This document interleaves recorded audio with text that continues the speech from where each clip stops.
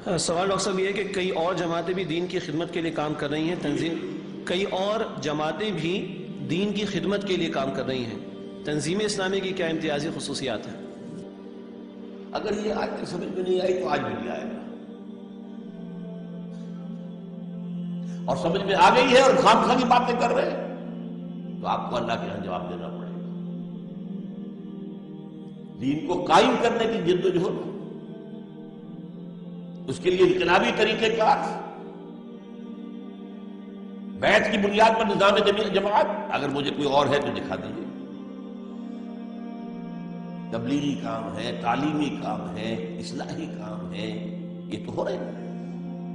مدارس کا کتنا جال ہے، 18,000 کو عربی مدارس جو ہیں وہ صرف وفاق المدارس کے ہیں، دیوبندیوں کے 18,000۔ آخر کام ہو رہا ہے، دین کا کام ہے، کفر کا تو نہیں، لیکن یہ کام ہوتا ہے دین کی جد و جہد، اجتماعی جد و جہد، باطل سے ٹکرانا، باطل کے نظام کو ختم کر کے اللہ کا نظام قائم کرنا، یہ نہیں ہے پیش نظر۔ اس حوالے سے اگر آپ کو کوئی اور بہتر جواب نظر آئے تو جائیے اس میں، ہمارا یہ دعویٰ نہیں ہے کہ ہم سے باہر جو ہے وہ سب باطل نہیں ہے۔ خدا کی قسم اگر کوئی جماعت ہوتی تو میں کبھی جماعت نہ بناتا۔ میں تو جماعت اسلامی سے علیحدہ ہوا تھا 1957 میں، تو 2 سال میں نے تبلیغی جماعت کے کئی ساتھ ہو کے کام کیا تھا۔ جماعت کی ضرورت کو میں محسوس کرتا تھا۔ یہ معاشرہ جو ہے اس کے اثرات ایسے ہیں کہ تنہا کھڑا ہوا آدمی جو ہے وہ قائم نہیں رہ سکے گا، بہاؤ اس کو بہا کر لے جائے گا۔ آپ دریا میں کھڑے ہیں، بہاؤ ہے پانی کا، اکیلا آدمی کھڑا رہنا مشکل ہو جائے گا، 8-10 آدمیوں نے ایک دوسرے کو پکڑ لیا تو آپ کھڑے رہیں گے۔ تو جماعت ضروری، علیکم بالجماعت، حضور نے فرمایا۔ تو میں نے کہا مجھے اندازہ ہوا کہ وہ اقامت دین کے بارے میں سوچنے کو بھی تیار نہیں، بس ان کا وہ کام ہے، وہ 6 باتیں ہیں، اس کی تبلیغ ہے، اللہ اللہ خیر سے 35 لاکھ کے ان کے جلسے ہو جاتے ہیں، اس میں کوئی بات، اور آج کتنی بڑے پیمانے پر ہے، لیکن یہ کہ کہیں کسی ایک جگہ پر بھی اسلام قائم ہوا ہے؟ میں آپ سے ایک بات کہہ رہا ہوں ذرا، میں چونکہ آج میں نے عرض کیا ہے کہ میرا انداز ذرا تلخ ہے۔ کبھی آپ نے سوچا یہ تبلیغی جماعت جو امریکہ جاتی کائے کے لیے جاتی ہے؟ وہاں کوئی ان سے پوچھے تم اپنے گھر کی خبر لو، تم ذلیل ہو، خار ہو، ہمارے غلام ہو، تمہارا حال تو یہ، ہمیں کیا سکھانے آئے ہو؟ اپنا گھر تو درست کرو۔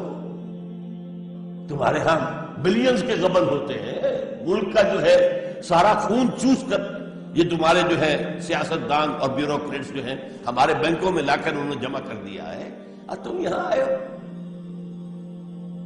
What do you have to teach us؟ ہمیں کچھ پڑھاؤ گے؟ ذرا ہمیں نمونہ دکھاؤ، کہیں کسی عالم اسلام میں، کسی ملک میں اسلام ہے، مجھے دکھاؤ ذرا۔ سوچنے کی بات ہے کہ نہیں؟ Physician heal thyself۔ اور ایک بات نوٹ کر لیجئے، کہتے یہ ہے کہ یہ حضور کے طریقے پر ہے، نوٹ کر لیجئے، حضور نے کبھی کوئی تبلیغی وفد جماعت نہیں بھیجی، کبھی۔ 12 برس تک مکے میں تھے تو مکے ہی میں کام ہو رہا، مکے میں کام ہو رہا، مکہ ہے اس کے گرد و نواح ہے، بس کہیں باہر کوئی جماعت بھیجی؟ آخر سیرت ہم نے بھی پڑھی ہے، میں نے بھی پڑھی ہے۔ ہجرت کے بعد مدینے میں آ گئے تو اب عرب کے اندر کام ہو رہا، عرب کے اندر کام ہو رہا ہے۔ ہاں جب صلح حدیبیہ ہو گئی اور قریش نے مان لیا کہ ہاں محمد is now a power to reckon with، اب تو محمد کو ماننا پڑے گا۔ صلح تو اسی سے کی جاتی ہے جسے آپ ریکگنائز کریں۔ جب قریش نے ریکگنائز کر لیا اور اللہ نے سند دے دی، انا فتحنا لک فتحا مبینا، اس صلح حدیبیہ کی شکل میں ہے محمد صلی اللہ علیہ وسلم، ہم نے آپ کو فتح مبین عطا کر دی، تب آپ نے خطوط بھیجے ہیں پہلی مرتبہ۔ یہ 18 برس بعد، نوٹ کیجئے خدا کے لیے، وحی کے آغاز کے 18 برس بعد پہلے خطوط لکھے آپ نے دعوتی بادشاہوں کے نام۔ کوئی جماعت نہیں بھیجی، کوئی تبلیغ کے لیے لوگوں کو نہیں بھیجا، خط بھیجا ہے شہنشاہ ایران کو، اس نے خط پھاڑ دیا. حضور نے فرمایا اس نے میرا خط نہیں پھاڑا، اپنی سلطنت کو پھاڑ دیا. پھٹ کے سلطنت کر لو.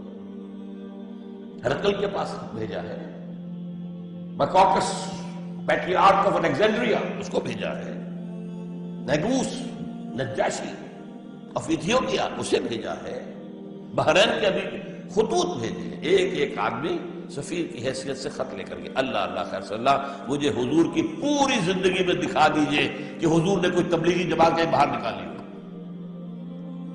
ایک بھی نہیں.